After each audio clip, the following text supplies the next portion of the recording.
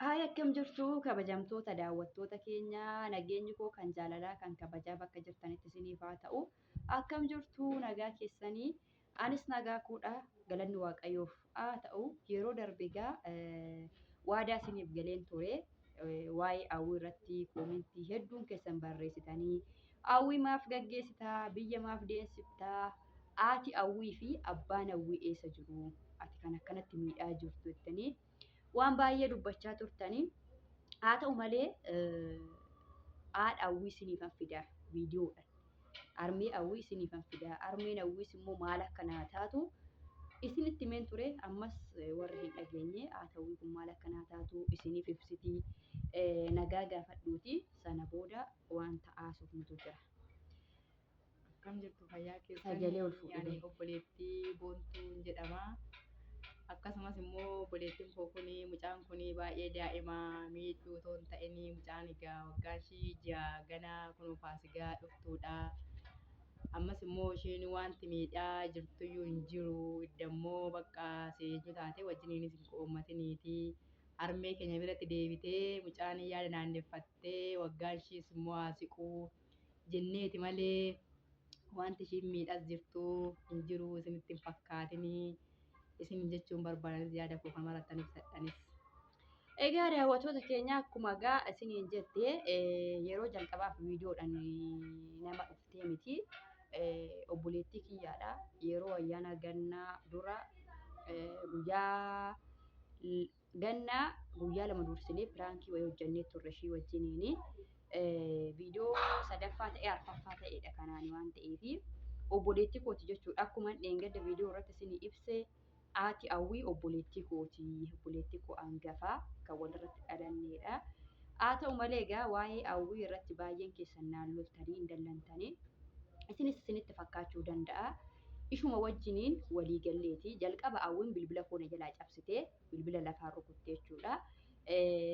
Maaliif bilbila koo cabsiteen akkuma jiruti ta'ee jira miti ganamni daa'imni innaa waa balleessite mee daa'imatti dallanuun jira miti ree maaf na jalaa cabsitee ituma jiru immoo mucattiin kuni umuriin ishii xiqqoodha jechuudha waggaa 6 ishii amma faasigaa dhuftu 5 keessa jirti amma 6 hin guunne ishuma wajjin walii gallee jechuudha. Egaa siistariinuma koo kana wajjin haadhuma ishii wajjin walii galleeti waggaa tokko armee keenya bira haa turtu haalli baadiyyaaf immoo haalli magaalaas gargar jechuudha ijoollee daa'imaaf keessattuu daa'ima baadiyyaatti dhalattee haalli magaalaa baay'ee tokko digingiritti jedha jechuudha.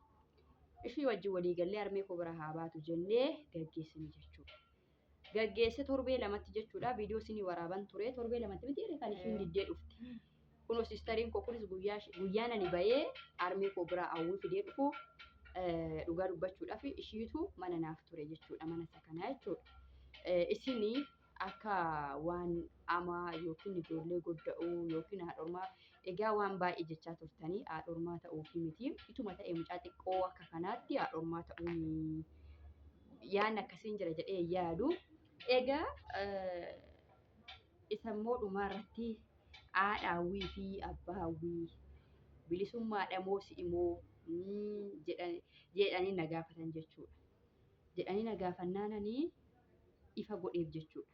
Ilmoon haadhoo fi amma ilmoon koo ilmoodhuma keeti jechuudha. Ilmoon kee immoo ilmoodhuma kooti. Jalqaba irratti mucattiin kanuma kooti jechaan hin ture.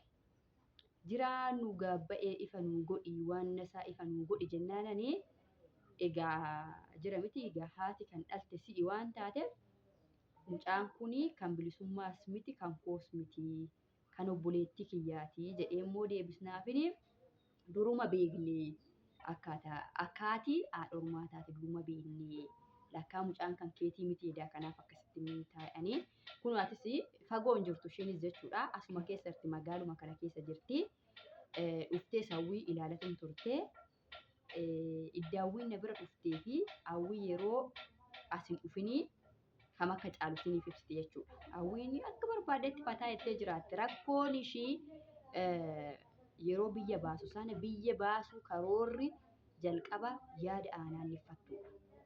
Fakkeenyaaf fi daa'imni ji'a dhalattee toon fakkeenyaaf fi ji'a tokko ji'a lama ji'a sadii gaafa taatu garaagarummaa qaba miti jedhee Amma gaafa waggaa 6 waggaa 7 taatu baay'ee tokko yaada naanneffatti kan jennu siistaruma wajjin walii gallee gaggeessine. Kanaaf yoo miidhe kun isin biratti haa dubbattu. Jijjiirama hawwii edda dhuftee fi ammaas iyyuu isinitti himuu dandeessi. Garuu rakkoon ishii egaa haadha ormaa ta'uufii miti gaggeessuufii miti.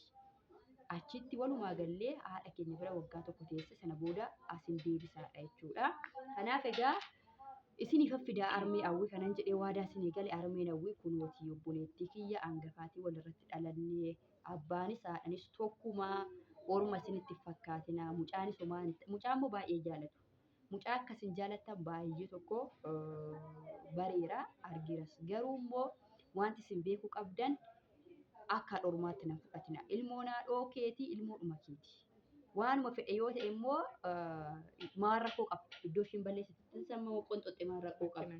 Oddoo ishiin miidhamin malee harmee keenya bira soo dhatte bar haadha keenya haadha nu dhalte bira dhatte.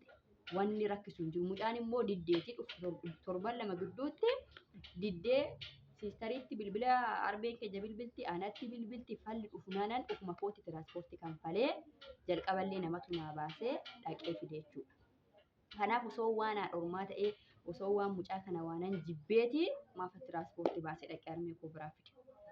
Kana isiniin jennaa kun armeen hawwis kana waan gabaabduu yoo miidhee jiraadhe mucaa kana yoo itti badee jiraate waan gabaabduu jedheeti asumarratti xumurra. Eeyyee waan ishee haa eebbisu ishiin yaadum sirriidha isinii dhiyeessite akkasuma mucaan waan itti badee miidhamtee nyaata dhabdee dhugaatii dhabdee yookiin kunuunsa dhabdee ishiin miidhaa jirtu otoo hin ta'in mucaan ijoollee baay'ee keessaa sila baateef itoo akkasiiti magaalanii fi dhuguma akkuma ishiin iyyuu jettee baadiyyaan tokko miti magaalanii daa'imni gibbii keessa seenuu hin dandeessu daa'ima ala baatee immoo daa'ima wajjin ooluu hin dandeessu.